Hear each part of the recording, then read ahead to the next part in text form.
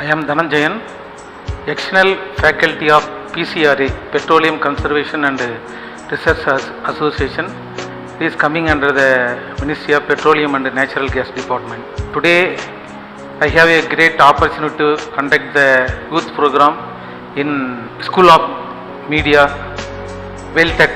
I took a session that we explained the students how we are going to conserve these things. Mainly we worried about the fuel availability. The usage is more, but the availability is less. Even the LPG gas and all. And we conducted the one quiz program. It is quite nice program. It is a pleasure to say that I have visited the lab which was created by the photographies and paintings by the students. Really, I enjoyed a lot.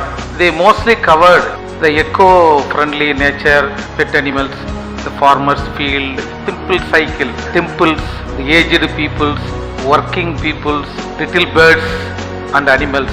Even the drawing, it seems very nice. It is a really wonderful one. I do not say that it is the display of the students. It is a display of the well-trained photographers. Wish one and all for the great success of this media of school. Thank you.